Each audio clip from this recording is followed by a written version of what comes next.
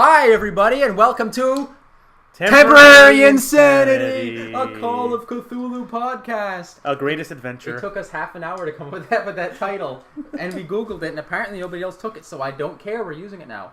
So, anybody just tuning in, this is something different. We're taking a little break from Dungeons & Dragons. From Dungeons and Back Again. From Dungeons and Back Again. Because from the Adventures of Real. Because Randy's characters died, and he didn't bother to make new ones. So we're waiting for them to be shipped in from wherever else they're coming from in Greyhawk. You'll run into them in that town. You'll be fine. Well, we had to send for help. We go, hey, I need some Wait for the next character to come through. Well, you just become an alcoholic. So, in this game, we're going to be playing the Call of Cthulhu RPG from the 90s. It's version 5 point something. I don't know. And to 5.6. And to mix things up, I'll be doing a voice. Well, just so that I don't sound like Real. You only have to do it when your character's talking, though. Yes, only when he's talking. It takes me a couple of seconds to get into it, so we'll see how this goes. Alright, so, as you all might or might not know, the Call of Cthulhu game, most of the adventures take place in the 1920s, so that's where we are now. So you are, what's your character?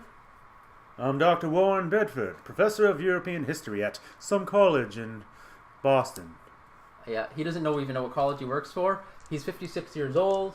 The year is 1920. So, I'm going to begin.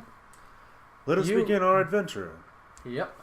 And actually, his picture kind of reminds me of Albert Einstein. That's just lazy, Bobby. That's just lazy. So, you are working at unnamed university. And one of your friends at the university has told you that his cousin is the landlord of a certain property. And he has said he's been having a problem with this property. And well, Jimmy, what sort of problem are you having? Well, he sort of decided to leave it to him to tell you himself, so he basically arranged a meeting between yous, and you, on your day off from work, you walk down to the address that you were given, and you meet this guy on the sidewalk in front of the house. Let's admit it, I'm tenured, so it's like, I have all the time in the world. You got all the time in the world? You don't care? You're 56? You only got 9 years till retirement. Over my dead body, they'll pull me out of here. All right. So, the landlord says, so he says, hello, Mr. Bedford. That's my name, good Hi. sir. Hi. Yes. I'm the landlord here. So, here's the deal. I inherited. I bought this house. It's the old Corbitt house. You're in Boston, by the way. I told you that earlier. He says it's the old... yes, the old Corbitt house. I've heard of it. It's the old Corbitt house. So he says, I was asking my... the reason why I asked my cousin to ask somebody about it is because I've been having a rather unusual problem. That... Well, we've come to the right place. I'm unusually smart and knowledgeable about things. Yeah. I told him to find somebody real smart and who might know something about oddities. So that's why I thought the university would be a good place to start. I had some tenants living in this house. Some bad things happened, and the tenants are no longer here. And now nobody wants to rent my place. So... Sounds like you're in quite a bit of a pickle. I am in a pickle. Please don't say it, pickle Rick. So he says... I'm in character, damn it! So he says, I want you to, check it out, give it your, see if you can find anything wrong, and if you don't, just give it your clean recommendation that it's a nice place to live, and somebody might want to rent off me again. We're going to call, apparently, Dr. Warren Bedford. That's right. He tells you he can give you $20 a day in 1920s dollars for your... Plus expenses. For your trouble. With a bonus of $100 if you give it a clean bill of health.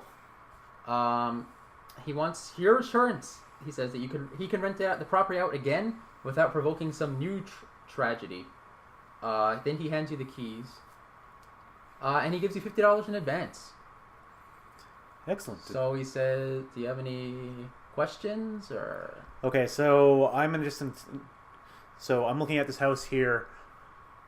Would I know anything historically about the area we're in, about this house here?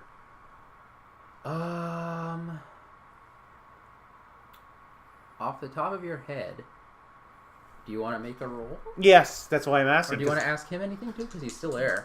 You can make an idea roll. That's what. Yeah, actually, what was your idea? Actually, I'm just searching for like a history, like almost check of this an area. Idea roll. Okay, what's your idea again? I have an idea percentage of 85%. Okay, so you made it. You made your check because you're very high, very very high intelligence. You made your check. You think. Okay, so you suddenly get this idea into your head. Oh no, wait. Okay. I thought I'd be pulling more from my knowledge because it's like I also have a history of 85 that we could have pulled from instead of idea. Yeah. Hit pause for a second. We'll have to edit this together later. Editing? What's that? Okay, I'm hitting pause now. So yeah, with your successful idea, you suddenly get an idea that you might be able to look into the archives at the Boston Globe. You might have some information on this house if you'd like to know more.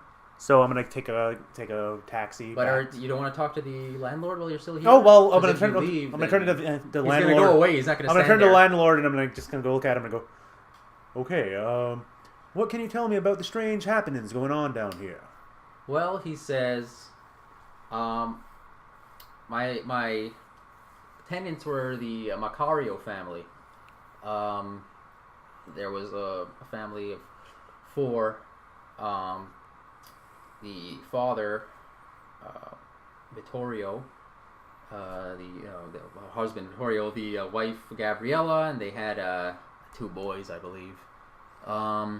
They sound like foreigners. Trustworthy folk? Oh yeah, there's some of those foreign Italians, you know, those kind we don't like around here. But I decided they had some money, so I decided to rent to them anyway. He says as his quite racist 1920s dialogue. So yeah, he says there was a tragedy. Blah blah blah. He says to you, as far as he knew, the parents are now both in the Roxbury Sanitarium, only a few miles from Boston. And the boys are now being cared for by relatives in Baltimore, Maryland. Yeah. So that's kind of going to be a bit of a distance. I don't think I'll be getting down to there, but maybe I'll visit the sanitarium. Okay. So now you got 2 leads. You can try the sanitarium, and you thought of the Boston Globe on your own. You being a smart guy. Yeah, Boston Globe. Were there any other incidents with any other of your tenants? He says, well, as far as I know, that's all I can tell you right now. They were mumbling something about, I don't know, they seemed to think the place was haunted or something like that. I don't know nothing about that. I just want to rent the place. Is there a number where I can reach you? Sure, why not? He gives you a number. Yeah, because you got his number because you had to receive your pay later anyway. Yeah, and so yeah, he handed you the number. All right, yeah. So he said, please just fix this thing so I can rent this place out. Look, I don't believe in those stupid hauntings, nothing like that. But no, these people are superstitious. You know how those foreigners are, those dang foreigners. So I just turn. I give him a favor. I'll turn away, get into a taxi, call. Yeah, you're back in your 1920s taxi. So you're gonna go to the Roxbury Sanitarium? No, I'm gonna go first to the Globe, and I'm gonna go to the archives. You're gonna do the Globe first, okay? Because that's closer than the archives. Yeah. Well, because the sanitarium is, he said, on the outskirts of the city. On the outskirts, yeah, a few miles from Boston. Okay, the Boston Globe. So I keep almost slipping into like a Yogi Bear voice by accident. So.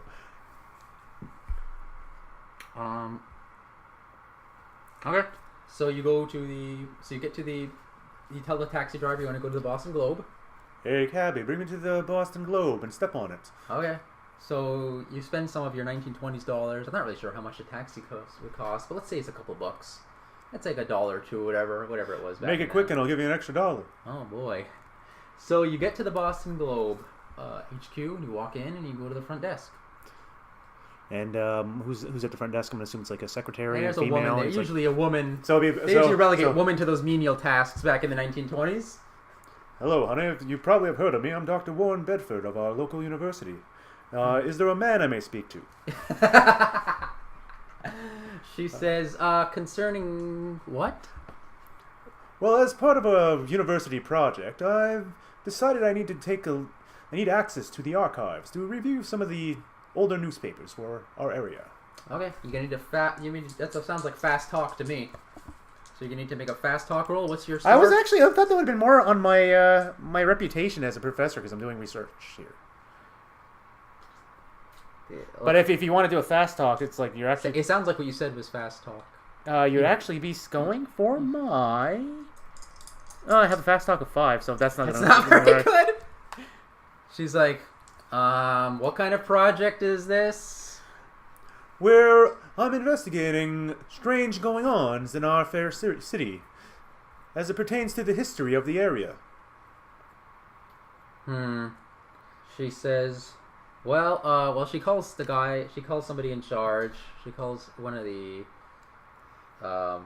she calls from her boss, whatever, and he comes down and he asks you what you're talking about, and he seems. And I repeat what I said. You're probably gonna. I can't really just give anybody access to those archives. You know, we're probably gonna need some sort of a letter of reference or something like that. My good sir, do you know who you're speaking to? I'm Dr. Warren Bedford, Professor of European Studies at our good local university. Well, he says, really, I mean, if you want anything on property, the only way we can give you... I mean, it would probably take something like a letter from the mayor or something like that. To access the newspaper archives? It's the 1920s, bro. That's how things work. He says, unless you had a reference from one of the editors, which I don't see here. I mean, if you say you're an academic man, surely your university must work with the city, right? You can't just be walking in here off the street. This has to go through the proper channels. So would this be an appropriate place to use my idea roll to try to determine, like, if I would know somebody that I could speak to get this paper? I mean, I guess you could... Yeah, why not? Because they seem to be unusually... tight-lipped about this? Yeah! It's like most places you go, hi, can I have access to your archives? It's because I insulted the secretary. Do you have Persuade? I have a Persuade of 15. Oh, well, you can try that if you want. I guess I'll try Persuade. Say it. Roleplay it, man. Persuade your way in. I'm thinking on it here. Sorry. Well, my good man. Talk. I can't believe you dropped. Talk. I gotta think of how I'm gonna phrase this and in the voice I'm going for here. Actually, I didn't roll it proper last time. Yes, you didn't. Oh well. Because you want it nice and loud for the mic. Yep. Perfect. Well, my good man. Just. Yeah, he's like, I really need to see these papers. Come on. No, it's actually more like, as you know, it's doesn't like matter. You failed. You failed your persuade roll anyway. So he says, yeah. Look, I know you academic types. You're always poking around your nose into things where they don't belong. Yeah, go through the proper channels. Can I bribe him? According to this, no. No bribes. This, according to the official game scenario, there isn't anything about that. Okay then, and then so you do get the idea though that you can go back to university and try to get. That's what I was actually about to say. Yeah. So first off, I'm gonna go do a U-turn, go head back to the university. Okay. I'm gonna go speak to I guess the dean. That taxi. Yeah, that was a different taxi. Call a different taxi. They were gonna wait. Yeah. Yeah, go back to the university and I'll speak to my dean. I'll speak to my the head professor or whatever and say I need a special request so I can do some research. He says, "Oh, you explain the situation to him." Yes, yeah. I'm like, okay. well, my good friend. It's like over brandy at the end. It's like, well, my good friend. How much time is passing now? it's a lunchtime brandy. Oh, it's like the same day. Same day. It's like if he's available, it's like that's up to you. It's like, well, you can just go to the head of your department. Yeah, I'll just go to the head of my department. Yeah. And just say that I'm doing I'm doing a scientific historical study of the area and any possible occult things as it pertains to the Saxons and the sorry, that's a bad thing to go to. The Angles and the Saxons, that has nothing to do with it. As compared to traditional European superstitions of the 1600s. Okay. Well, look, you're probably going to need a reference from the mayor for something like that, as we all know. Because in the 1920s... Once again, to access a newspaper archive? Here, I'll write you a letter that you can bring to the mayor's office, and maybe the mayor will authorize it. Thank you for your assistance. You pay for your own brandy. And I take this freaking letter and I head out to the damn taxi again. Yep.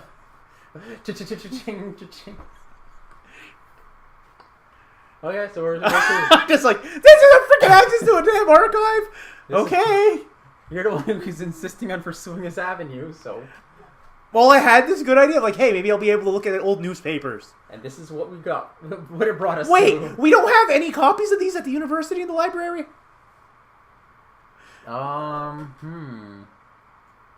Like, even a small, like, subset of newspapers at the university kept there in the library? Well, I don't... According to this, I do not see it. Okay, that's very realistic. So I'm gonna go to the town hall now, and I'm gonna just go with the secretary. It's like, "Hello, madam. I would like to request a audience with the mayor, just for a quick request for information at our dear newspaper." Or she says, "What is this concerning?" This is so stupid. I'm investigating the going-ons of possible supernatural elements in our fair city as it pertains to the superstitions of the European peasantry of the 1600s. It's a little bit highfalutin. Where is this at? In Boston. It's a Corbitt house. So she goes back, gets the guy. He comes out. Oh wow, okay, you got a letter here. He says, okay. So he writes you a letter from the mayor's office. He says, yeah, sure, have fun, whatever, I don't care. So you jump back in your another taxi. You go back to the Boston Globe, and you go back to the front desk, and the lady says, "Hello, sir, how can I help you?" "Hi, honey, I hope you remember me. I'm Dr. Warren Bedford, and I'm here to use your archives." And I give her a stupid piece of paper from the mayor. And she looks at it. She says, "Oh, okay." She goes back. She gets the guy in charge, the man in charge, because it's the 1920s. And he looks at it. "Oh, wow, a letter from the mayor's office. Oh, okay. I see you're authorized to be here. Sure, go right down this way." And he leads you in there, and then he says, "Here you go. Have fun." And we walk in, and the guy goes, "Welcome to the archives." With the wizard hat on, yeah, and I go, "Wizard hat archive." I give him a thumbs up, and I just tell me what I find when I go through the old papers. Okay, so now you notice that the archives are going backwards in chronologically starting from today. So the first thing it says reverse chronological. Reverse chronological. So it says local professor comes to the Boston Globe asking to see archives. No, skip right over that one. This is like it's like literally today's newspaper. It's like it's the what did they used to call them? It's like about the stars and stuff like that. The socialite column, demanding access to the archives. Well known Professor Dr. Warren Bedford of European history. Comes to the Boston Globe without a letter from the mayor demanding to see the archives. Well, that might be a little too recent, so I go back to the Corbitt house. Okay, I'll go back a little bit. So you read the recent news story. A lot of it kind of coincides with what the landlord told you about the Corbitt house. Is there any new information that I'm finding? We'll go over that. We'll tell you what you read first. The Macario family moved into the house in 1918. I'm asking because I don't want it to be that I just wasted my time on a wild goose chase. Yeah, well, let's learn together. In 1919, the father, Vittorio, had a serious accident and shortly thereafter went insane. Violently insane. He was committed, as you've already learned, to the Roxbury Sanitarium. He spent quite a few nights at the Roxbury. Baby, don't hurt me no more. No, not anymore. He won't. So then, within the last this month, okay. Also, the mother Gabriella also went insane. So the same month? No, a month of 1920 now. So the following year. It was just the story just referenced was giving you some background and saying like, oh, as the Vittorio family, which whatever they call it, Macario family, which had moved in 1918, and it's giving you an overview of the story. So it says, so she was committed within the last month. That's why you were called in. Okay, that's interesting. The mother Gabriella just went insane, which is why the landlord called you. Because the landlord made it sound like they had both gone insane at the same time. Well, you didn't really ask him too many questions, you found. So, both babbled of haunting form with burning eyes, and mentioned inexplicable events in the house. The article mentions that neither of them would enter the upstairs bedroom. So, now then, you're going to going back through the archives more? Yeah, I want to go further back. That you learned. You vaguely remember kind of hearing little bit of that from the landlord, but he was kind of vague on it. He seemed a little evasive. So going back through because we know that there's sort of a notoriety about this house because of the secretary. Oh yeah, sure, why not? So you find a 1918 feature story, which was never published. Maybe that's why they didn't want you back here. They didn't want you to see all the unpublished stuff, you know? I don't know why the mayor has to come from the mayor. It's like the mayor's office. Didn't need to come from the mayor himself, but the mayor's office. I need a permission slip to go on a field trip to the newspaper. Yep. And I'm only 58. It states that in 1880... 56. 56. In 1880, a family of French immigrants moved into the house but fled after a series of violent accidents left the parents dead and 3 children crippled. The house long stood vacant. You also find that in 1909, another family moved in and immediately fell prey to illnesses. Were they also foreigners? This one doesn't mention their ethnicity, but you can imagine they're those dirty foreigners from various parts of Europe. There aren't quite enough, like Italy and places like that. Well, these ones are French. I guess they're kind of white enough, but they're still foreigners, dang it. They still speak You're leaning too much into the period. They still speak some non-English tongue. Okay. Which you don't want to hear. Okay. In 1909, another family moved in. Immediately reported illness. Okay, in 1914, this same family, the oldest brother went mad and killed himself with a kitchen knife. The heartbroken family moved out. In 1917, a third family rented the house, but they left almost immediately after they all became ill at the same time. So I'm just seeing a pattern of like illnesses and insanity occurring over if they stay for long periods of time. So, oh boy, insanity seems to set in at least after a year being there or two. So yeah, that's all you can find right now on this house in this place. The Mr. Archive Wizard Hat is still lingering around. Like, did you find all you needed? No. Did you have any other information that I might be able to peruse? Any other unwritten stories? You have a credit roll rating. Yes, I have a 75. Oh, let's use our official roller. Brought to you by Purely. Yeah, you made it. He says, well, I can tell you that the Globe's files go back no further than the fire in 1878. So I'll continue to go through and see if there's any other information from 1878. And then I go to the fire. Yep. Yeah, let's see what you got here. Okay. So he kind of directs you. He says, "Well, that's all we've got, but maybe maybe the city library can help you out." And then I just turn to the archivist and I go, "You wouldn't happen to know if I need a permission slip from the mayor to go to the town library now, would I?" Oh wait, sorry, I did the voice. Now, sir, you would know if I would need permission from the mayor to go to the library to use their facilities. No, now, would you? that institution is public, unlike the Boston Globe, which has a high reputation and is very private. He says, stroking his long beard and His wizard's beard and his wizardy hat just tipping over on his head a little bit. The tip of it kind of bending a bit. They put you down here just to keep you out of sight, didn't they? He just smiles. He grins. So So what time is it? I'm assuming that it's nearly. You got there in the morning, remember? So it's only been like an hour. Well, no. Remember, I had a quick drink with my whatever. And no, this is a new day. Oh yeah, we didn't say that. Oh yeah, we didn't say that. Okay, we lost a little bit of footage. So at the end of the. No, we did say that. No, we didn't say that. No? We didn't cover it. You just went straight from you. Yeah. You're at the. Okay, so yeah, okay. So I forgot to mention. So after the mayor's office thing, that was the end of the day. So you went to bed, and this is the next day when you got up and came into the Boston Globe. We lost a little footage due to technical error, so recordings. I'll cover you back in. So it's still the morning now. It's only like not 9:30, 10. Mid morning. Okay. Yeah. Well, then I'm gonna go outside, and I'm gonna go.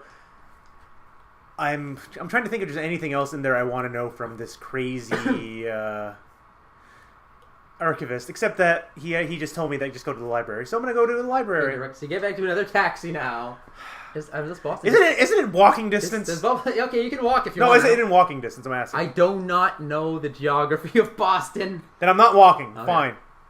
I could have done that. If I was a good GM, I would have done that too. I would have looked up the actual locations of 1920s Boston Globe and Boston Library and Harvard University. And why are they in the pocket of the mayor's office? That might be your next adventure, trying to figure that out. Follow the money. That's not Boston Globe. That's the Globe Bar and Cafe. No. Just get me to the library. Okay, so you get to the library. All right. It's like this is the best Boston ever. Taxis are always waiting. Yeah. It's the 1920s. You're white, so you always can get a taxi. So. I just like that I'm not talking with a Boston accent for any reason. Yep. All right. So you're gonna start looking around?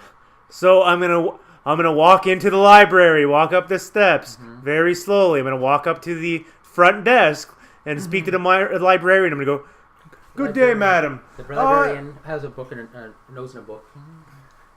I'm wondering if you could assist me about. What did the archivist say? He said that they would have more information, more papers, or they would have information on the Corbitt house. Yeah. I'm wondering if you can direct me to any periodicals concerning the Corbitt house, or any books or newspapers, periodicals, whatever. Oh, sure. She says we have some old newspapers here. She directs you down. It's not that way. I'm very busy with my librarian duties, though. But just let me know if you need any help or anything like that. And but I'll be over here. So I took my hat and I start walking. All right, you go down to the area she told you, Mm-hmm. and it's all these real old archival newspapers now. And now I'm gonna sit here and I'm gonna look through some newspapers. All right, now you're going to make a library use roll. I have a 75. You're good character to pick. All right, you find in a newspaper article in 1835, a prosperous merchant built a house, but immediately fell ill and sold it to a Mr. Walter Corbitt, Esquire. Yeah. More library use. See if any other information. Okay. Nothing. Okay. You find that in 1852, Walter Corbitt was. This is a different paper. Well, in 1852, Walter Corbitt was sued by neighbors who petitioned to force him to leave the area in consequence of his serious habits and inauspicious demeanor. Okay. Evidently, Corbitt won the lawsuit. His obituary in 1866 states that he still lived in the same place. It also states that a second lawsuit was being waged to prevent Corbitt from being buried in his basement as provided by his will. He died doing what he loved, living in the Corbitt house. Oh, Okay, so that took you... Okay, so that took you 4 hours to find the first one. Okay. So basically that was it. So then the next day you came back, so it took you 4 hours to find each of the second two. Wait, I'm only able to work for 4 hours in one day? Each piece of research took you 4 hours. And there's not... It's like... What time did I get there on the first day? I didn't have the time You only had 4 hours. You only found the first thing in the first day. The second day you came back and found 2 more, and then I made another roll. So the third day you came back and you couldn't find anything. So actually, technically the second day you couldn't find anything. Then in the morning, then in the afternoon you found something, and now the third day you're back. Library use is a good way to pad my payments. Oh yeah, $50 a day, no time frame. Maybe I'll go look for information down in Bermuda. Yep. Oh wait. Okay. Too bad there's a zombie behind me. That is a joke. Okay. I'm gonna sing a song. Okay, so that's pretty much all you were able to find in the library. So there you are. The librarian is still sitting there with her, reading her book. And I just walk right on out, and I You wish don't her a talk to good her day. again? No, actually, wait, I'm going to turn and go, is there any other information that I should be looking for around here, other than the newspapers regarding... Actually, can I get a hold of the obituary of Mr. Corbitt? She says that would be in the Hall of Records. At the mayor's office. But not in a newspaper. Because they print obituaries in the newspaper.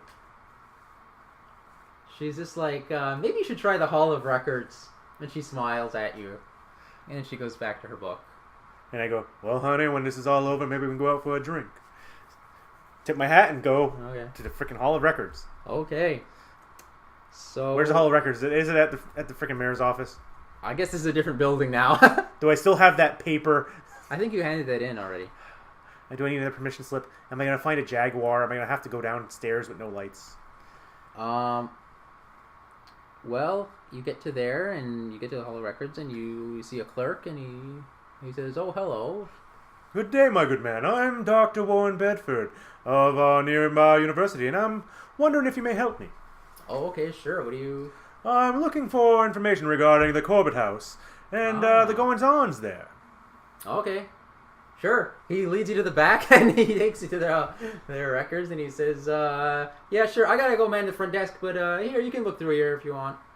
Thank you very much, my good sir. Maybe we can go out and have a drink sometime. Okay. So, so now you're gonna have to make another roll. That was easier than getting access to the newspaper archives. Yeah. Strangely, only that Boston Globe puts up a wall. They're gatekeepers, eh?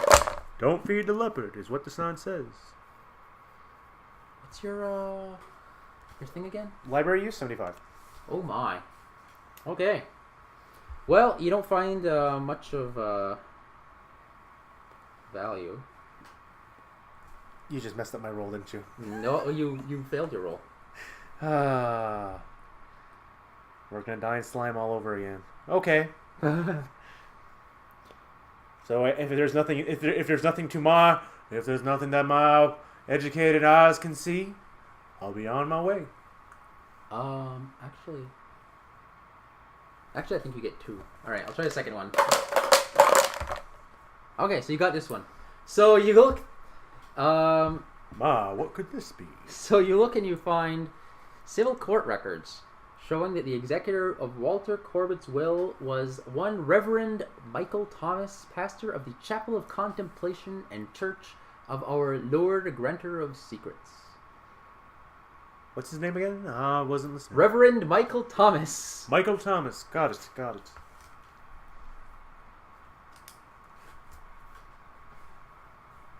Any other information that I should be knowing about there, Bob? That's all you can find in the Hall of Records. All I could find in a Hall of Records.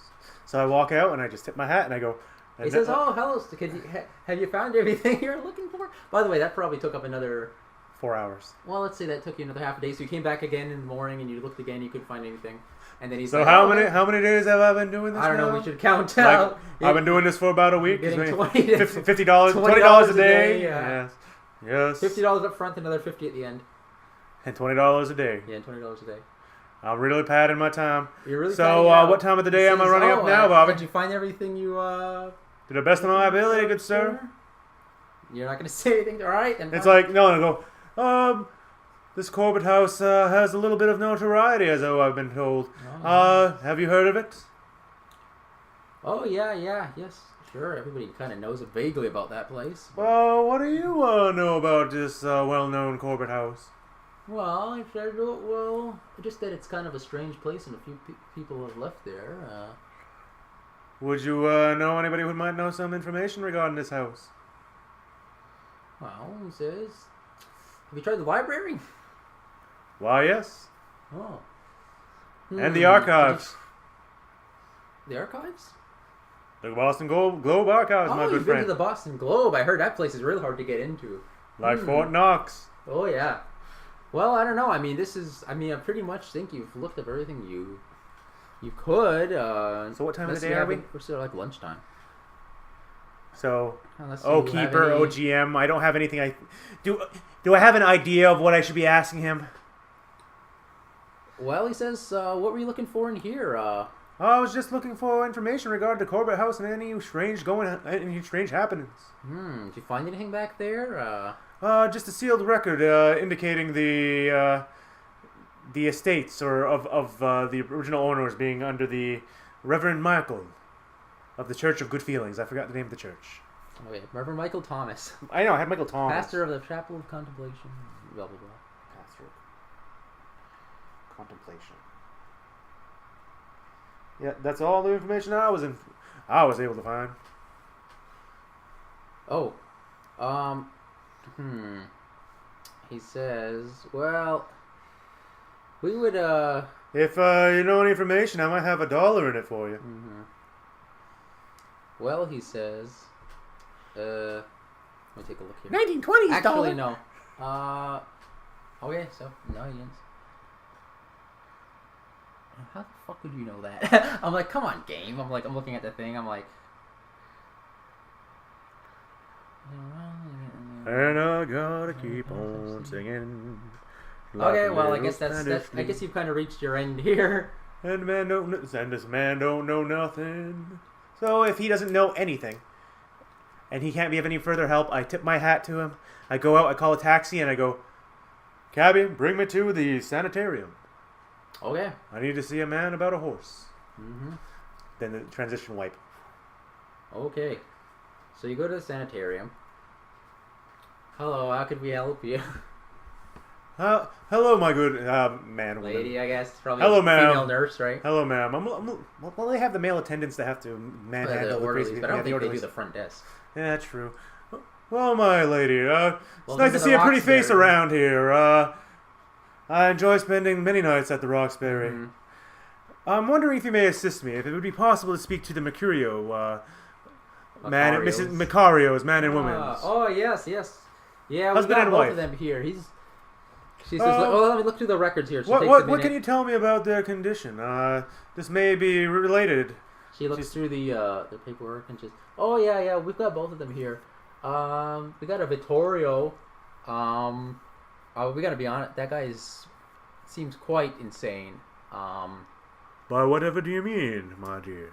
Well, I mean, he doesn't really communicate much. We can't really get much out of him. We usually just leave him in a padded room. Catatonic? Sometimes get some electroshock therapy. You know, it's the 1920s. There's a lot of illicit things going on. What can you tell me about his wife? I say in my... Oh, yeah, Gabriella. Yeah, she's here. She's only been here about a month as well, but she's separate from her husband. We kept her separate. She seems somewhat much more, she seems much more closer to normal, but she still has some issues. Would it be possible to talk to her? She says, sure, why not? So they let you in and they take you to where she is, and she's just sitting there in a chair. And I go, oh, my darling Gabriella, you may not know me, but I know you. I'm Dr. Warren Bedford, and I'm here to ask you a few questions. She's just like sitting there, she's staring out a window, rocking. My beauty, what can you tell me about the Corbitt house? She suddenly snaps her head towards you like, Corbitt house! Corbitt house! What can you tell me about the man with the burning eyes? She says, an evil presence lives in that house. Ugh. She says, burning eyes, burning eyes. I would see this. I would see something. In the middle of the night, I would wake up, see it leaning over me. Was it a man? Was it a baby? Man, I don't know. Would throw dishes across the room. Hated my husband, she says. Any other strange happenings that you ever noticed? Perhaps in the basements? She says. Or was it only the room on the top floor? House, bedroom. Don't go in the bedroom. Stay out of the bedroom. So you're saying I should burn it to the ground and salt the ashes? She says that house should be burned to the ground. That place is vile, it is wicked, and it is evil. And then she just kind of degenerates into praying. To praying or praying to herself, and okay. She starts ignoring you. Okay, so I'll turn to the orderly and go, is there any way that I can at least see the husband? To see his conditions? If you want. He takes you. That may help me. He takes you to it. To the husband Vittorio, yeah. And do he's in a straitjacket. Does he just open a little slot? Is he babbling? Is he babbling anything? Oh yeah. Hey, he's hardly from and so I'm just gonna look at him and burning I go, eyes. and I was gonna say, it's like the man with the burning eyes sends his love. He screams and runs into the corner.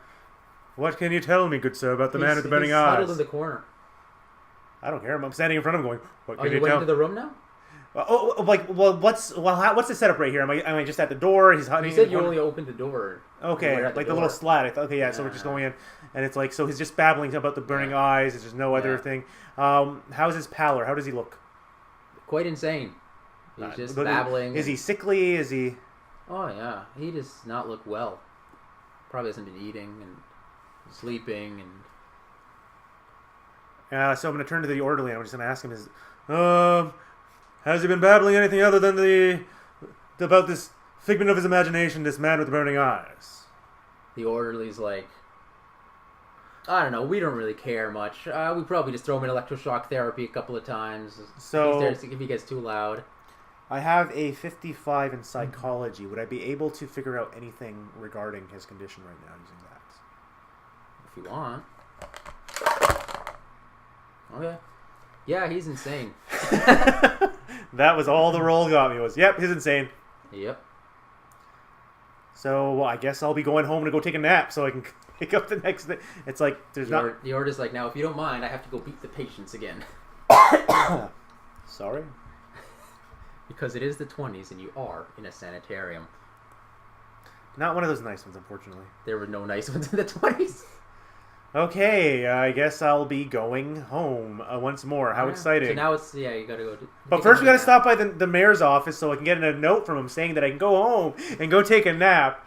Okay. Oh, yeah. So, that evening I'm gonna go... I feel that there's something fishy going on here. So I'm going to go up to my little study I have, and I'm going to take down the rifle and I'm going to put it in its case. And I make sure I have some bullets, and it's just in case. How many bullets do you have? I don't know. It's like I know the gun carries 6, so I'm gonna load it. Load it up with just 6. Take any extras? Or? I guess I'll take a handful of bullets, but it's like another 6. Yeah, just something.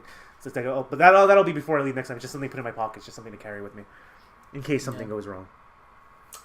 Okay. Because I'm assuming from what you read to me earlier about rules that I might think there's something fishy going on here. It might be a good idea to carry something. Okay. So yeah, I'm taking a break, taking a nap. Okay. So wake up the next day again. Now it's the morning again. So get another $20 for that day. We'll have to go back over this and see how many $20 you actually earned, but yeah, we'll have to figure that out. But let's see. I've gone to the Boston Globe. I've spoken to the sanitarium. Would there be any way for me to call the family that's taking care of the children? Yeah, I imagine you could do that. And then my next question after that is, do I have a key to the house? Yeah. Or do I have to call the landlord? The landlord gave you the key to the Corbitt house right off the bat. Oh, yeah, okay. Thank you for reminding me of that. With the $50. Okay.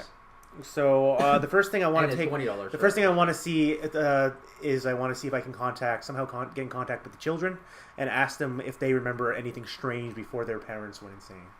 Like, are they young children, or are they older? It just says they're young, so I'm gonna say maybe they're both like 10 or less, but they're not like 5. They're more like 8 and 10, something like that. Okay. I'm gonna go ahead and say the landlord just knew they were both children. He didn't really say their ages. Well, yeah, he doesn't really care about them because they're foreigners. Say they were babies or anything like that. So they're just children. So we'll have to say in between Baltimore. So you're gonna. Oh yeah. Well, I guess yeah. You can find the number. So I can find the number, or you want to call it? You can call up the landlord, I guess. Yeah, I'm gonna see. Yeah, I'll call the landlord and I'll just ask him if he has. Oh, hey, how's the case going, It gets a little bit clearer every day as I do more research. I'm wondering if you can assist me. Do you happen to have the number I can contact the family currently taking care of the Macario children?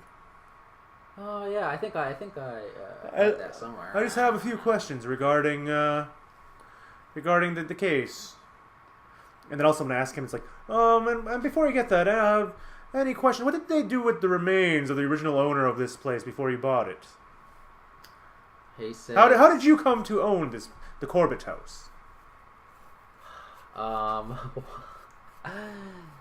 Well, he says, look, I don't know. Look, I'm going to be honest with you. I heard this place when I bought it. I heard it was rumored to be haunted. But honestly, it was just too good a bargain to resist, you know? So you're saying you don't have any other information? I should not talk to you anymore. Just accept those stupid superstitions that people keep talking about. But I told you, just get the dang information, and then put an article out there that I can show to people to say that it's not haunted, so I can rent it out again. Okay. If you won't mind, please provide me with that information. So he rifles around the contact info of the families that they guess they gave him, wherever. And somehow or another he finds out that they had something, or he gives you a lead, and then you look through the phone book. Yes. And then you look at you look at a Baltimore phone book. Since you're at a university. I'm in university, so I'm going to have to travel to my office, go to the university, go to the library, grab a Baltimore yearbook, phone book. Okay. And it'll be like, hello operator, can you connect me to... It gives you the name, the so-and-so. they were sent to, Yeah, so-and-so. Okay. So they're just like, some adult answers the phone. Hello. Hi, I'm wondering if you can assist me in regards to an investigation. Oh yeah, what's going on? I am under. My name is Dr. Warren Bedford, professor of European history at the local Boston University. Oh.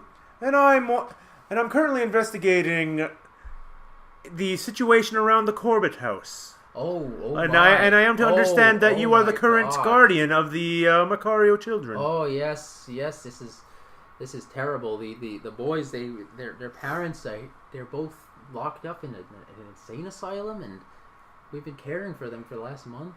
Have they said anything interesting regarding their living situation prior to coming into your care?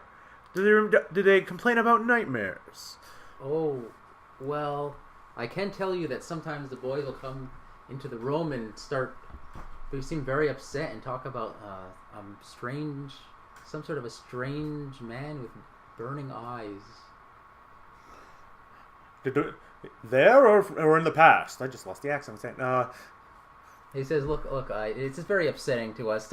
I don't want to talk to the boys and get them upset again. They're already very distraught about their parents. But if that's all there is, then... If that's all the information you have for me and that you're willing to give me, that's fine. It's good to know that there's a man with the burning eyes looking for those children. What? Look. Then he just hangs up. It's like... Jerk. Crazy professors. So now the next thing I'm going to do is, I'm hoping that didn't take the whole entire day to do, because I don't want to charge him an hour. I don't want to charge him another $20 just because I tried to call somebody for no information. We're at a new day, so yeah, it's like 9 o'clock again, 10 o'clock. It's pretty early in the day again. So I'm going to go once and again without eating anything. I'm going to head out to speak to Reverend Michael Thomas if he's still alive at the Church of Contemplation. Oh. Well, so first I'll who do you ask about that? Well, I'm assuming I would look. It's like I'm trying to figure out how old this place would be if he was alive. Would the Church of Contemplation still be in existence? Well, looking through the phone book, I guess, for Boston, you do not find any sort of a Church of Contemplation. So I'll go to one of my colleagues who actually studies local history. Or unless I actually just do a local history, I have a history check I could always do. That could be local. Yeah, I have history check. Like if it would maybe bargain would have been what I should have used earlier. So I'm looking for the Church of Contemplation. It's like I said, I could always talk to one of my coworkers regarding local history. Well, no, yeah. Well, let me take a look at this. No, you don't see. You don't really turn up anything. And nothing that just from my vast knowledge of history of European history. Yeah, but it's also just a flat check for history of 85. Because remember, I have a knowledge of 99%. Nah, you feel as though that sort of thing might have been. I also have a 55 in occult. Back in the Hall of Records there, but you feel as though it probably was buried somewhere. You can't find it. I can't go talk to the archivist there? Want to? Because it's like... Actually, yeah, well, you can try talking to him again, I guess. And there's always the librarian as well that I can go talk to. So let's stop in whichever's close. So let's go to the archivist first. The archives. The Hall of Records first. Okay. Let me take a look here. Actually, oh wait, no. Okay.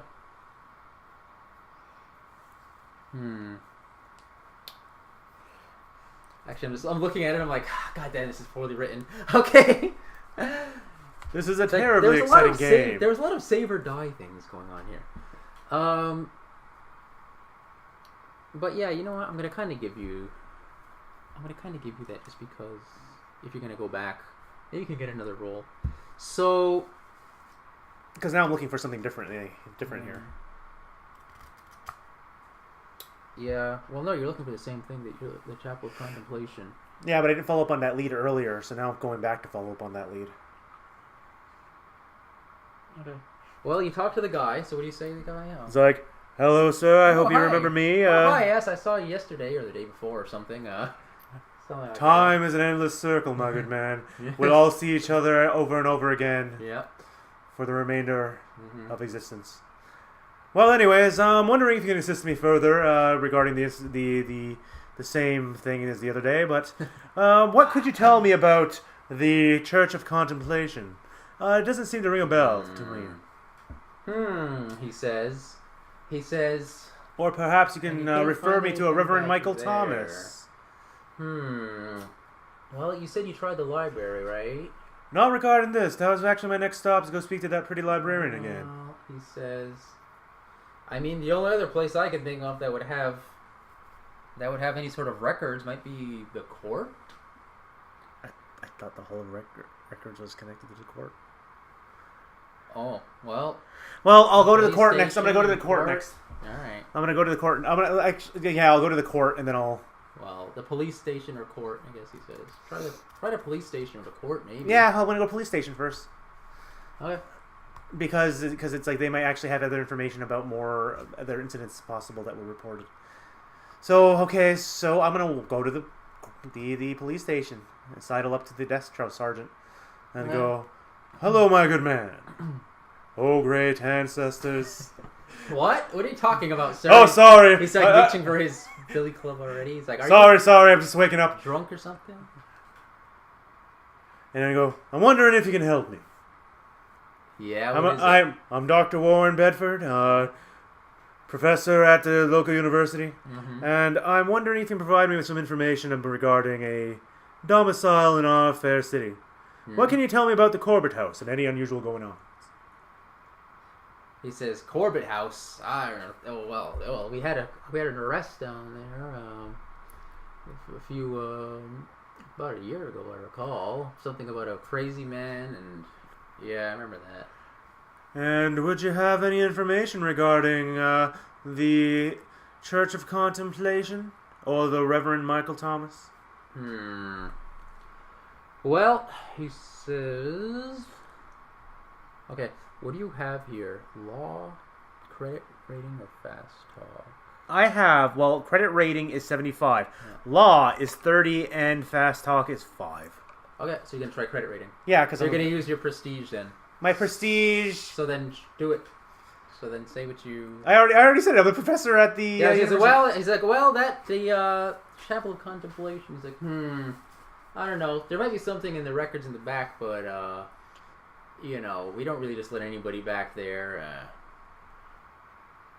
That sounds to me like you could use a bribe. Because it's monetary as well, right? Credit rating, so it's like... Randy, you're using credit rating. You're using your... It's not a bribe. You're using your I'm using my prestige, yeah, and I don't want to lower my prestige just because I'm a crazy person. You're using your prestige.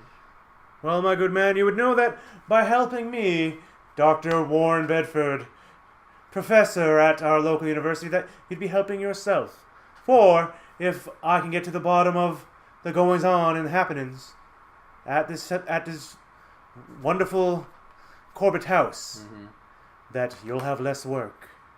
Okay. I don't know what to do.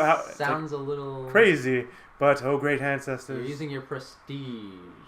Well, yeah. Rating. Yeah, I'm using my reputation. Yeah. So. What's my reputation? My reputation is just that I'm a well-known professor. Yeah. So say that. Yeah, I'm a well-known professor. He says. Let's take a look. All right. He says, "Oh, you are, eh? Oh, okay. Well, yeah, sure." He takes you to the back. It's like, oh, okay. I'm a well-known professor, respected in my field. Okay, so again, you spend a few hours back there researching.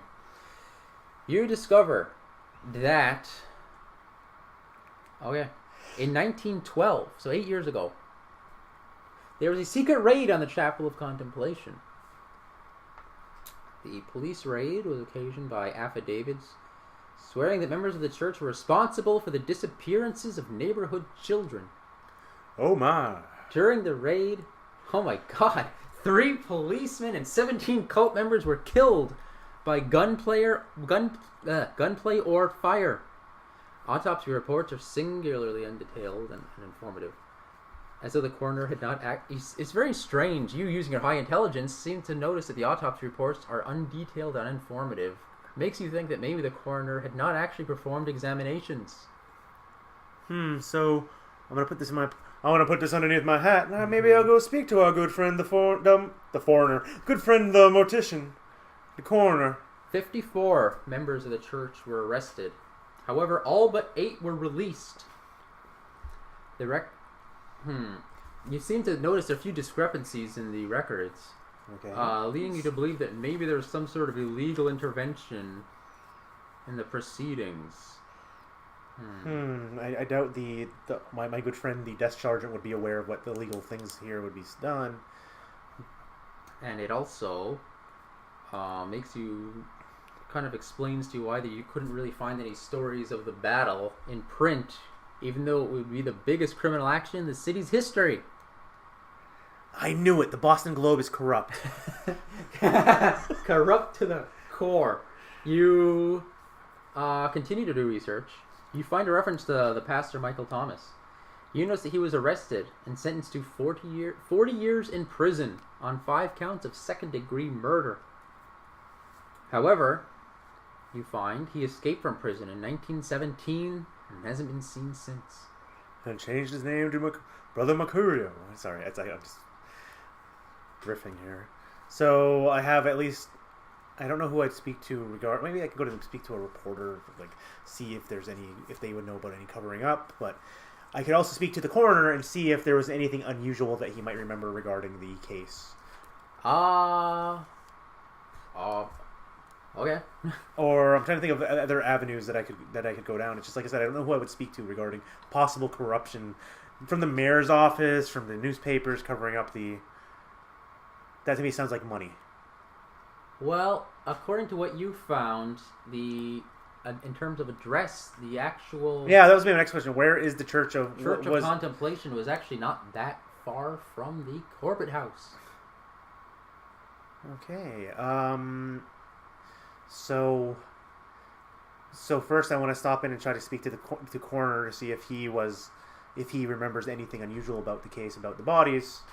I don't know how this connects to my case, because it's just So actually, yeah, it doesn't make sense that the professor to be investigating the thing. So no, I'm not going there yet. Okay.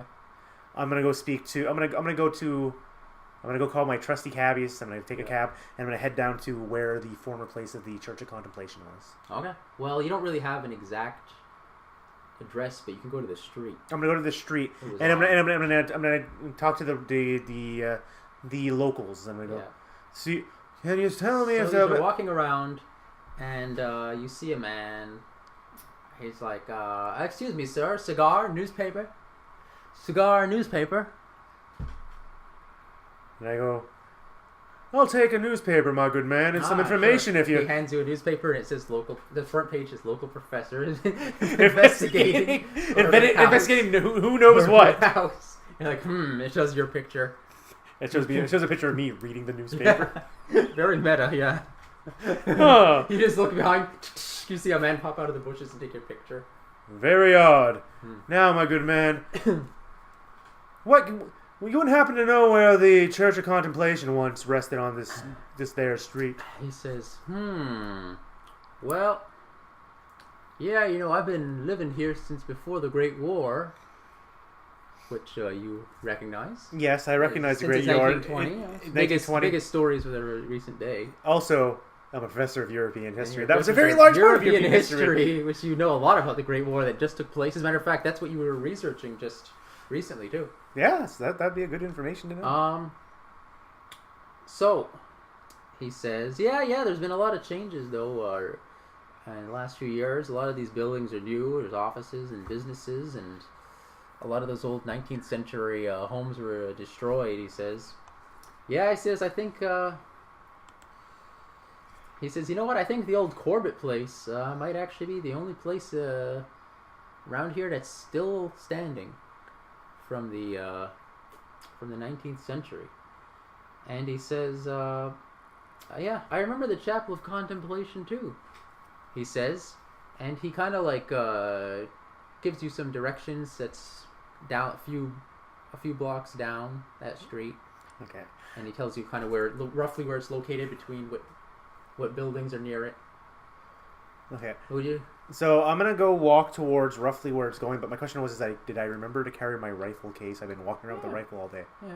In a case. Yeah, it's like It looks like a nice, like, just a strangely long suitcase. Like, does it look like? I'm assuming it looks like a billiards case. It has like the rifle in there. Yeah. You just write a pool on it or something. I don't know. Okay. I'm walking around with a hunting rifle, really. So now you're on the street and you got the chapel. You kind of know where the Chapel of Contemplation is, and you know where the Corbitt house is. Okay, so I want to go see roughly where this. I'm gonna walk down further, and I'm gonna just to see roughly the location of it. So again, you see the Corbitt house, overgrown front yard. You pass right by it on the way to talking to the vendor. Chapel of Contemplation. So yeah, you get to the end of a crooked, dingy street. You can kind of see some ruins so weathered and overgrown now with greenery that the gray stone rubble seems more like natural stone than a wall and foundation. You pass by a slumping wall bearing some strange white painted symbols. Now it's like, would an occult roll be good here to see? You gonna take a look at them? To take a look at the symbols, yeah. Give me your pen. Give me that.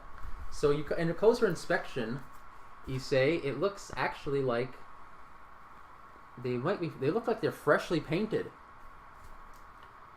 And what you see, whoops. Huh? These symbols look freshly painted. Actually, can I zoom in on that? Oops. Let me just so I don't have to draw it myself. Enhance.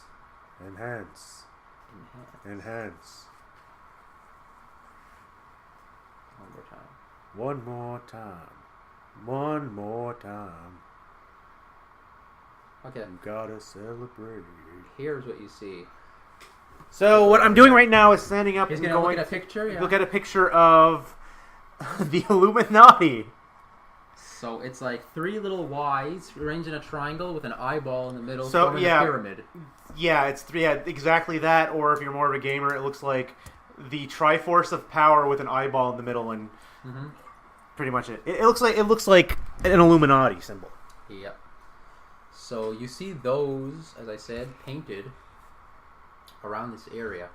Just around the area in general? Well, you bear a slumping wall, and it has these symbols painted on it. They look relatively fresh compared to the fact that the stone looks old, you know.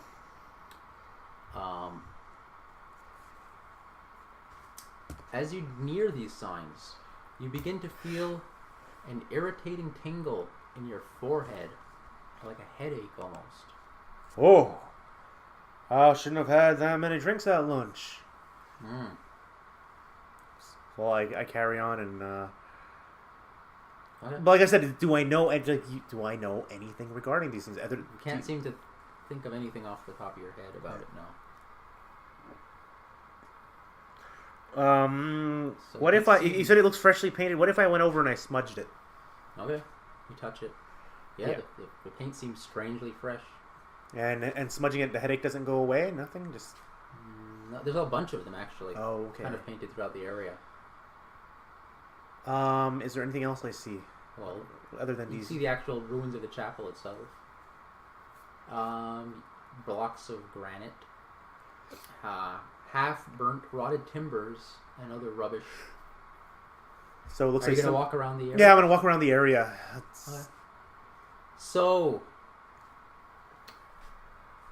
Okay. Let's see here. So at some point, it's sort of towards, I guess, where the middle of the building once was, you can see the earth.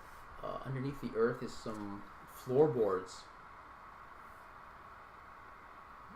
Can I lift the floorboards? Is there anything I can... I'm not very strong, so I was just checking. Let me take a look here. Well, I mean, no, you can kind of, you can try to. Because I find it suspicious that it's like, what's that description again? You said of the floorboards? It's like it's on. There is some. Where it was, there's some ground, I guess, but there's covering some floorboards. Okay, so I'm gonna clear the earth. Like when you step on it, it feels like very, very fragile. And so it's like if I can't break it, is there any way that I could break it, perhaps? Well, there's some rubble and stuff. Yeah, can I take a rock and just try to break it? You can just take. Yeah, you can do that. Then it shatters. Okay. The floorboards break. You can peer over. That's what I'm gonna do. I want to look into the. And you see that there's about a 10-foot drop, and then what looks like the old basement. Okay, it probably wouldn't be a good idea for me to drop down there because there'd be no way to get back. I'm also older, so.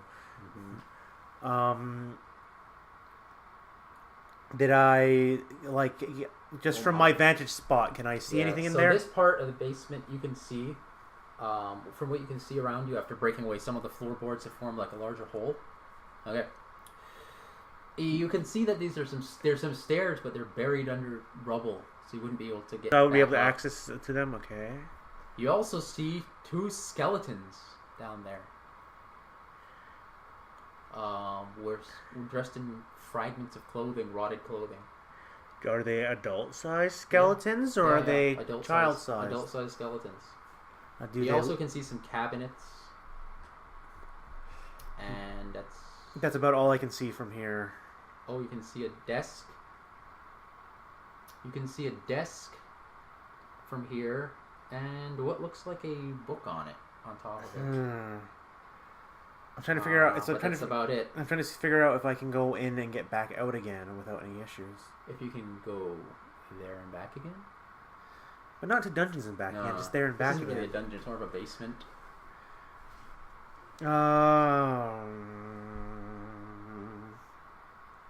You get the feeling you need some sort of a ladder or a rope or something. Because if you go down there, it kind of looks like a one-way street. Yeah, actually, It's kind of a dingy, like abandoned part of the neighborhood, so I don't think. Yeah, I was gonna say it's like could I perhaps go back to the Corbitt house and see if there was a ladder lying around there and walk it back over here? You can do whatever you want.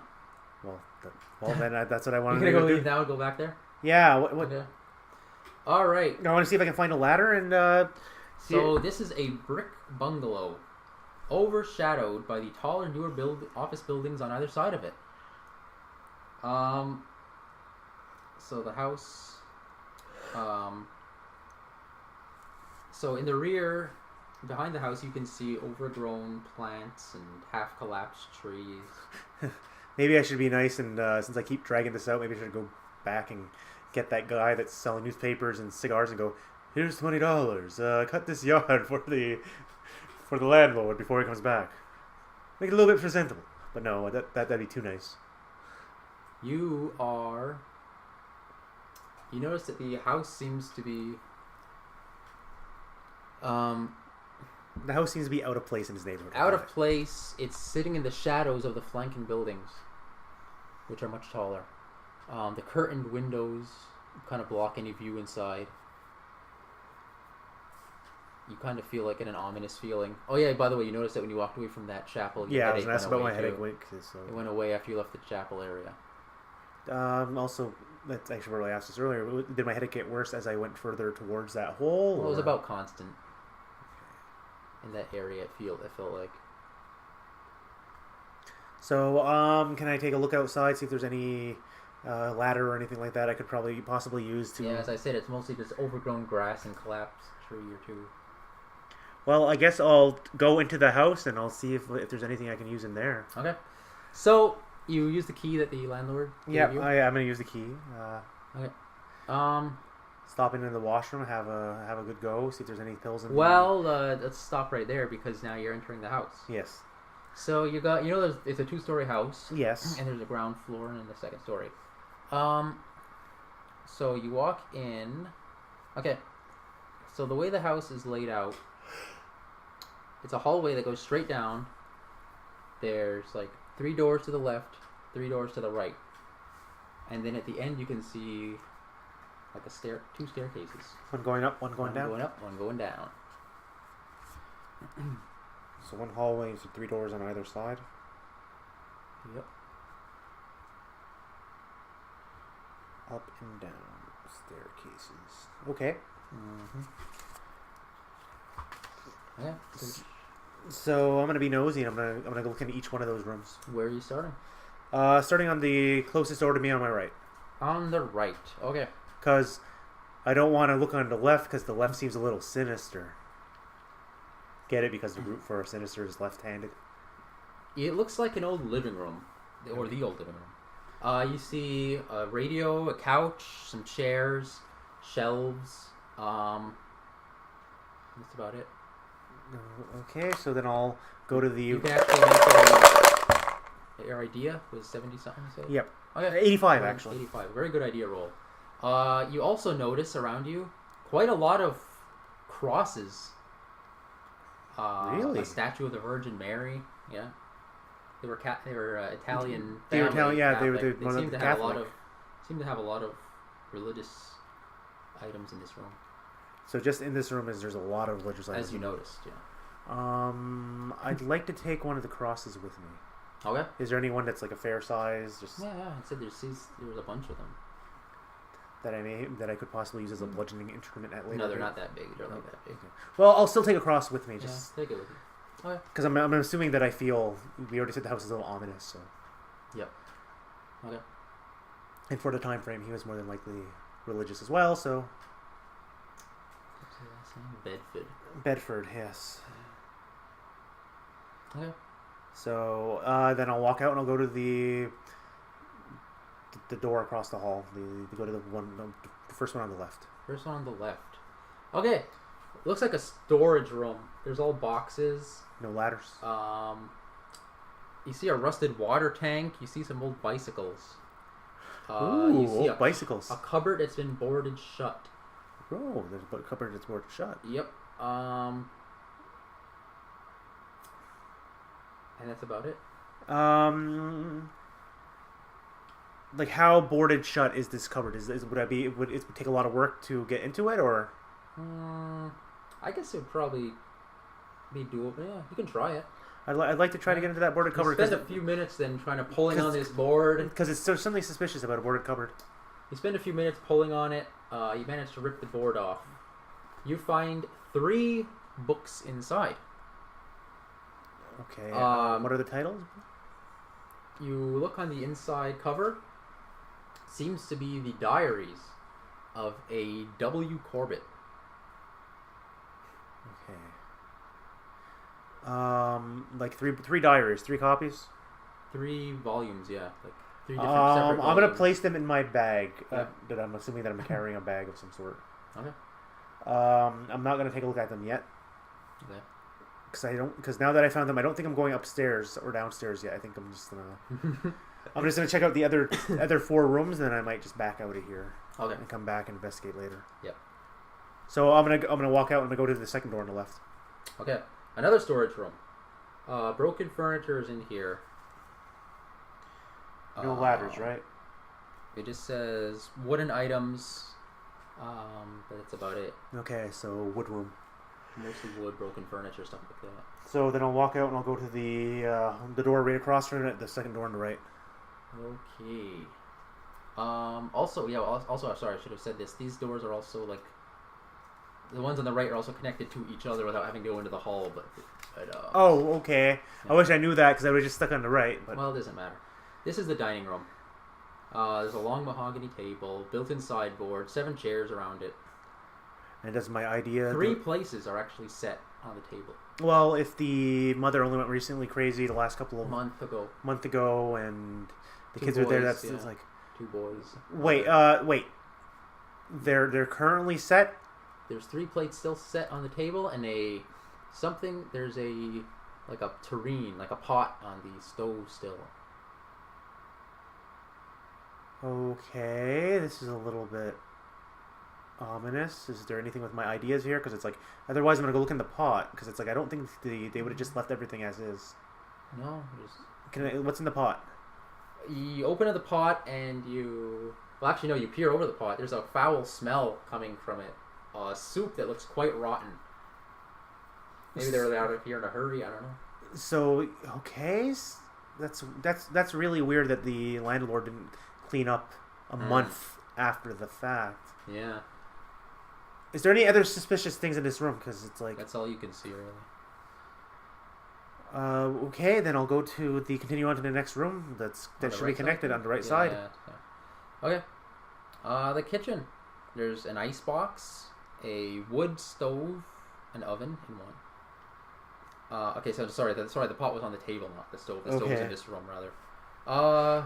Yeah, like a pantry, a larder pantry, it says. If you look through it, you can see some canned soup, things like that, pastas, some bottles of homemade wine. But a lot of stuff here has been eaten by rats. You can see rat droppings around. Maybe I don't give this house a good bill. From a health standpoint, ugh. In that case, anything in the icebox?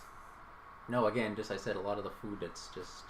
So there's nothing in this room of interest. So I'm going to walk out, and I'm going to go to the last door on the left. Yep. That's this one. Okay, it looks like a mud room. There's some overcoats, hats, umbrellas, galoshes. I guess boots, galoshes. Several bags of coal. Okay. Oh, okay. You can make an idea roll again. Yes. 85. No ideas for you. Huh. Okay. So... While you're here... So... I was going to make a joke about that I wanted to check all the pockets of the coats to see if there was any money in it, but... You hear quite a thumping coming from upstairs. Well, there goes my plan on leaving and going to read the diaries. Would there be a big time investment just to crack open one of the diaries while I'm in the mudroom here and reading one? You take a look at the diaries. They're written in English. Browsing through it, his writing is strangely put, it says. Okay. But you feel as though they're quite long and it would take you days to read this.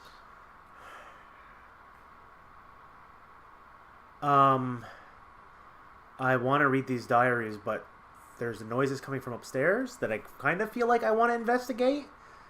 But I'm trying to figure out what I want to do here. Because I found it fishy that there was food left out like that. I find so it's like part of me thinking that there could be somebody in the house and it just they left it. She said it came from upstairs. Upstairs. Let me take a look here. So actually, almost above your head now. Actually, it's kind of sort of above you in the kitchen area. Like it's like I'm not metagaming here, but this is very suspicious. So I'm gonna take my rifle out because it's like. Well, no, you heard a noise. I heard a noise. It's suspicious, right? You're not house by yourself. That nobody should be in. There's rotten food lying out. It sounds like a thumping. Okay, so I'm gonna take my rifle out of the case, put everything down, and leave it in that mudroom for now. But pick up my case, take out the rifle, and ready a shot. Okay. And I'm gonna go upstairs. Okay. So where is it? So the stairway going up is on the left at the end of that hall. You can see a stairway going down if you turn right. Yeah, sorry, I have the map mixed up on my little thing I'm drawing here. So I'm going upstairs. I'm going up to the left hallway. Okay, so you get to the top, and now you see that there are 3 doors on your left. Oh my god, ready. Okay. So I'm going to open the first door on the left. Okay. You see a bed frame, some bed springs, an empty dresser. And that's all I'm seeing in here?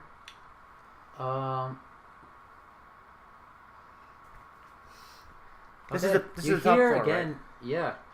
Again, you can hear a strange thumping. And you smell a horrible smell. From this room or from just upstairs, period? From this room. Can I you figure out where the... see... Okay. On the floor... Okay, so I'm going to look at this now. Where am I? Okay, number 3, okay. So on the... Is this the end of floor Doctor? And in the middle of... And on the walls... The ceiling. You see... Okay, you look on the side, and it looks like condensation is around this... Like around the walls of the room. So it looks like the room's sweating? Yeah, but... Like, if you... On closer inspection, it's not clear. It's like... Colored. It's like thicky colored. Condensation is like dripping on the walls. Would a occult roll do good here? Because it's like outside of the game, like right now in real life, I would think ectoplasm of some sort, but I don't know if my character would know that to say. Yeah, there's something super. I think it's smart enough to say that there's something supernatural going on here. Yeah, definitely strange. Something strange. Is there any way that he would have an idea? Well, type of situation going on here. Take a look here.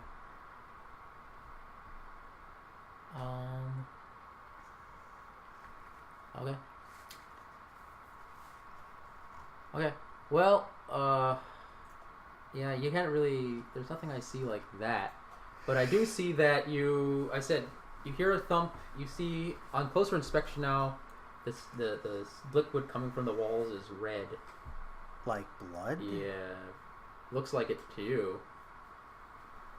Like, is it all over the walls, or it's coming from the top of the ceiling? It's like, well, it's coming from the ceiling too.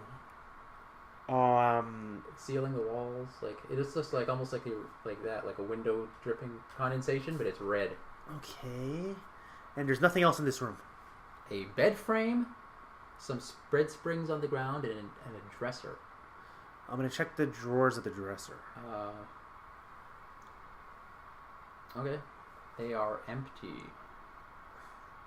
Let's see here. He looks inside. He sees. I think it was open. It says. No, they were open, so I saw like that. It was kind of open. You see that it was like empty. And I can see under the bed, and there's no closets. It's a frame. It's not the bed. It's a frame. Only like the box. But you said the bed springs are lying on the floor. So there's also some bed springs. And there's no closet. Yeah. No. It's just a room. There's a window. You hear like a rattling, scratching sound on the window. So yeah, I want to go to the window and take a look go out. to the window and take a look out. Yes, I want to see what. Okay, you look outside. Okay. At that point in time,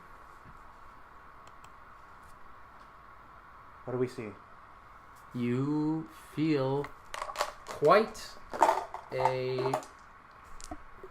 Oh Lord, I think I'm in a pickle. You hear... Yeah. A pickle. Yeah. You feel suddenly upon you you hear quite a loud dragging type sound on the floor. Before you can even do anything, you feel quite a blow to your back. You go flying through the window. You land on the ground below. Yeah, I just fell in a 2-story window. You take 4 points of damage. Okay, so that means I am down. You're like, ah! I'm an old man, so I'm actually down to 6 points, hit points. Yep. Actually, should we? Do you want to pause it? No, just no. I have to look at the injury chart. Okay. Well, I was telling you the mechanics of the game. Yeah, but so okay. I said you lost 4 hit points of damage. Out of 10, so you're down to 6. In this game, you regenerate 1d3 per week. Okay. Or you can go to the hospital, or otherwise get a first aid or medicine skill applied upon you by somebody. Oh, that has to be by somebody else? Well, you have that? I have medicine of 5. Okay. That's not very good. That's not very good. Okay, and there's no way to use my knowledge. First aid, I have 30. Oh, okay. You can do first aid. Yeah, let's see what you can do if I can do... Possessing 3 or more hit points, you actually can still move and operate without penalty, though. So, yes. So, I want to do a first aid roll on myself, see if I can do anything. Well, so first of all, you went flying out of the second-story window and you're laying, like, face down in the grass. Yes. With my... do I still have my rifle or did I lose it? You're holding it? I was holding it. So, yeah, it's with you. Because I was ready. I was ready to, in case there's... Actually, I think the rifle might have went off and you hit the ground. Okay, so... But it was pointing up, so it was like... Okay, so maybe... That guy, actually... The rifle went off, killed the guy with the cigars and the newspapers. Well, no, but the guy, whatever his name was, he... Hold on, it was page 50. Cigar man, yeah. 220... Actually, I gotta see what page his name on. Well, anyway, you don't know his name anyway. Yeah, the guy from there comes out, he's like... You're like laying on the ground stunned, eh? Okay. He comes running up, he's like, oh my god, what in the Sam hell happened here? Oh, I'm still stunned. I have nothing to say to him really right now. Okay. I'm like, oh, I was thrown from a window. What the? Thrown? Sorry, I was thrown from a window. Thrown? But who is? Is there somebody in there? I don't know. As you see, I had my rifle out and I was gone. Rifle? What were you doing in there with a rifle? I'd rather not say. Okay. He says, dear God, do you want me to call the police or... No, my good man, if you could sit me up and and allow me to do a little bit of first aid and see how that rolls out. Okay. But depending on how it goes, I may ask you to just stick out here just in case. Well, you can still move and... Yeah, I can stand up, but that's why I want to do some first aid. I just want to get a little bit of... Because I'm going to go back into the house if it fails or not, but it's like I'd rather be safe and see what happens what I can do. Because I just fell out of Possessing 3 or more hit points, you can still move and operate without penalty. Okay, so... So you have 6 hit points right now. Yeah, but I have 6, so then so fine. You feel a little, like, in pain, but otherwise you're just like, whoa, that was quite a trip. I'll tell him just to be... It's like I don't know if there's somebody in there or not, but just to be ready that if he hears another shot, to call the police. Okay. He says, oh, okay. And he goes out, well, I got to get back to this cigar newspaper stand. It's like, but if you hear a shot... Oh, yeah. It's like, I don't know, sir. If you hear another gunshot, maybe call the police. Well, down to the old Corbitt place. He's already walking away. So I'm going to go back into the house. You're not trying the first aid then? No, I kept saying I'm going to just... Like, no, you can still move unattended. So, well, yes, I'm going to do first aid to myself. I just want to see if you need like equipment for that. Skills. Then you'd roll luck to see if I remember to bring everything. Yep, you would. I sure would. So. Because I've not been recording shit. So I'm allowed to use first aid. Yep. All right, you there? Yeah, I have a 30. So do the roll, see if I can do it. All right. Well, first we need to myself. roll that, and I think it said 1d3 you would get if you're successful. So 30. We're looking for 30 or less. Nope. Okay. You're like you try to choose some treatment. You're like you can't really do it. You're. Okay, so in that You lost case, a bullet too. So. and I've lost a bullet, but I put everything down. I'm still wearing my coat because that's what I'm assuming where I put my hand. Everything was actually everything else you left. You said downstairs. Yeah, I left it in the the mud first room, in floor the, room, the coat room. Yeah. Yep. So, but I didn't take my jacket off. I know I still have bullets in there. So Yeah. well, one's off. So You just reload. I'm just gonna reload. Shell comes You're out. like, ugh, put your And then I'm not gonna put another bullet. bullet in yet. I'm just gonna get rid of the empty Yeah. cartridge, and I'm gonna go back in the house Okay. and To head where? back. I'm gonna head back upstairs, Back upstairs. Okay. and I'm gonna go check on the door on the left, number 2. So now we're ignoring that room that you just got thrown out of a window in. Actually, I'm gonna open the door with the gun out in door number 1, and I'm gonna take a look around to see if there's anything in there. You see a bed frame, some bare bed springs, an empty dresser, a broken window. You hear thumping again coming. Actually, when you came back into the room, you hear the thumping again. Now, when you came back into the house, you see the blood now dripping all down the walls and on the floor and from the ceiling. I don't have Trickles of it. I have no idea what I should do with this room, so I'm gonna actually You hear a rattling, scratching sound coming from the remnants of the window. I pull out the cross out of my pocket and hold it out in front of me. Yeah. See if anything happens. Nothing happens. And you smell that horrible smell in this room. Well, you said there was no closet. I'm not going to the window because there's no scratching. I'm not going to go fly out of it again. Fool me once, shame on you. So I'm gonna actually, I'm just gonna close the door and I am gonna go check door number 2 because this just feels like a trap now. Oh yeah. Okay. Because there's nowhere they can hide. So. Yeah. All right. So you get to. Oops. Oh wait. Sorry about that. There is on this room. Okay. So there's 3 other doors, or I should rather say. So the next one, number 2. Okay. You see 2 small beds, toys, dressers, pictures of aircraft, cowboys. Looks like this was the children's room. Okay. Anything suspicious? Not really. So I'm gonna step into the room. Okay. Nothing happens. Nothing. No thumping. No you hear noise. thumping coming from the room you just closed the door on. I'm gonna go up to the wall that's where it is, and I'm just gonna start banging on the wall. Okay. You hear more thumping coming from the other side. So then I'm gonna continue banging on the wall a little bit more. Okay. You hear more thumping coming from the other side. Keep it down, sir. Keep it down. Okay. Keep banging at it. It bangs back again. So I'm gonna bang on it some more. Okay. And it bangs back again.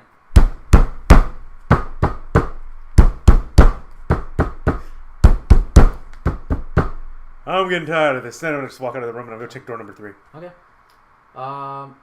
You get to the next room. Well, that was a waste of time. Door number 3. Another bedroom. It's a double bed, bookshelf, window view. There's more crosses in here.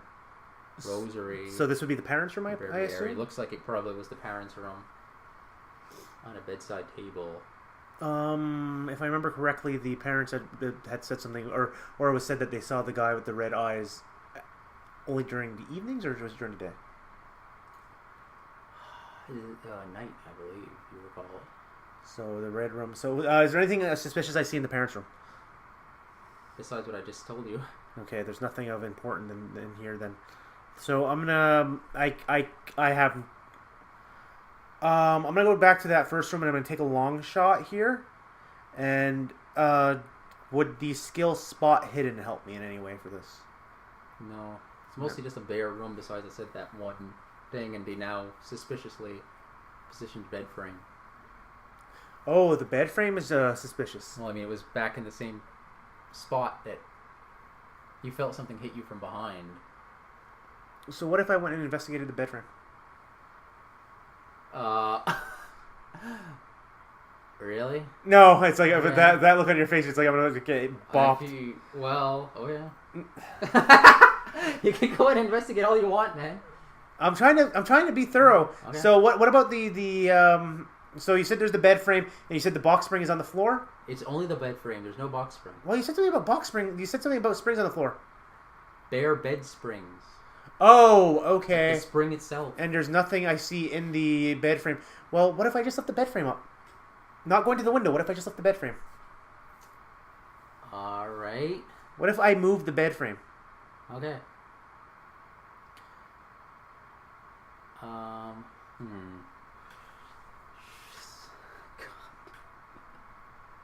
Okay.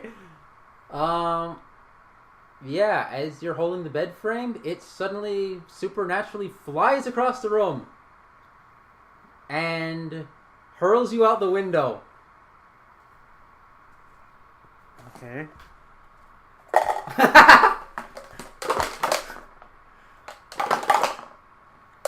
Eight points of damage.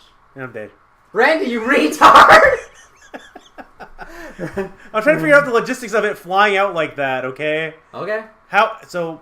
A ghostly force supernaturally set the bed flying across the room and launched you out the window. But I'm holding onto the bed frame. I'm trying to move it.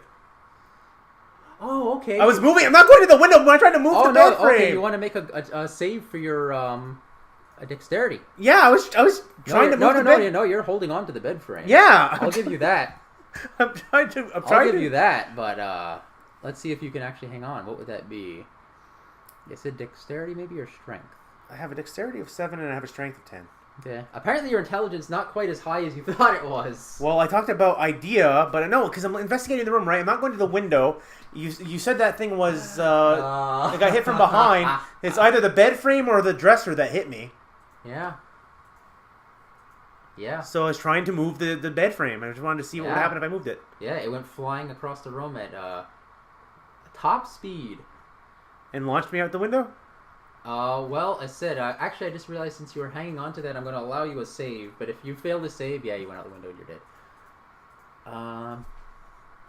Let's look at what that could be. Okay, so I'm going to give him one chance right now.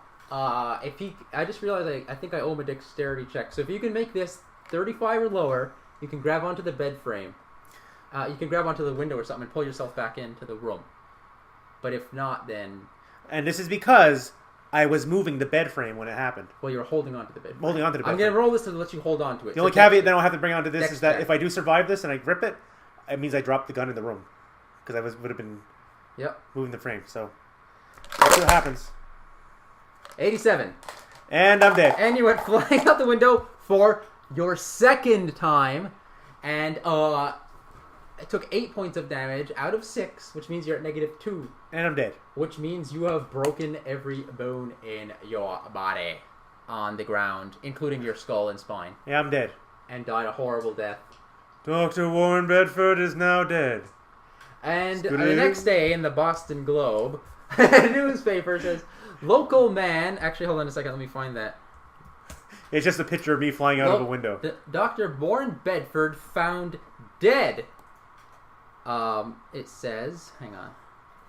Well, let me get the actual... Where's my damn thing? Oh, 120.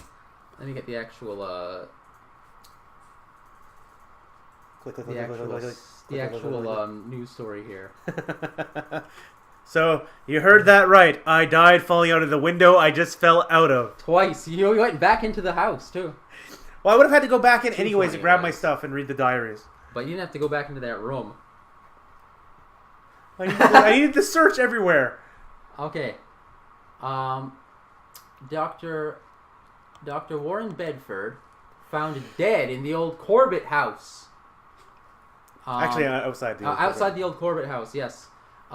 This story reads, it says, Dr. Warren Bedford of the University of whatever, professor of history, European history, at the University of whatever you said it was. Yeah, whatever. Harvard something. Harvard, yeah. Was found dead outside of the old Corbitt house. He was 56 years old. His body was found by one Mr. Dooley, a vendor of cigars and newspapers. According to Mr. Dooley, a man I had never bothered to actually learn his name. According to Mr. Dooley, he had spoken to Mr. Bedford, who had inquired about the Corbitt house and a chapel of contemplation. And later on in that, it's like after selling him a newspaper, later on in that day, he heard a gunshot. He ran to the source of this gunshot, the old Corbitt house, and found Mr. Bedford lying face down on the ground. He asked if anything was wrong and offered to render assistance and call the police. Mr. Bedford, however, declined any assistance and said that he was all right. At this point in time, Mr. Dooley left. However, later in that day, he passed by the house again and noticed Mr. Bedford lying again in the same spot. This time, upon approaching him, he found Mr. Bedford's body motionless and unresponsive. He then called the police, who showed up, and Mr. Bedford's body was taken away in an ambulance where he was pronounced dead at the hospital. An investigation by the police later revealed that the landlord who owned the Corbitt house had actually requested the assistance of Mr. Bedford in solving some sort of an issue with the house. And the funny part is in canon, everybody knew I was investigating this damn house. Yes, it's like this is... In the days following, Mr. Bedford had actually spent several days inquiring at various locations throughout Boston about the house itself and about a chapel of contemplation. Something... he has turned up at various places, including the Boston Globe, the mayor's office, the mayor's office, the library, the Hall of Records, the police station. I guess I'll never have that drink with either the man at the Hall of Records or and the Roxbury Sanitarium. Beyond this, police are unable to determine exactly what happened to Mr. Corbitt.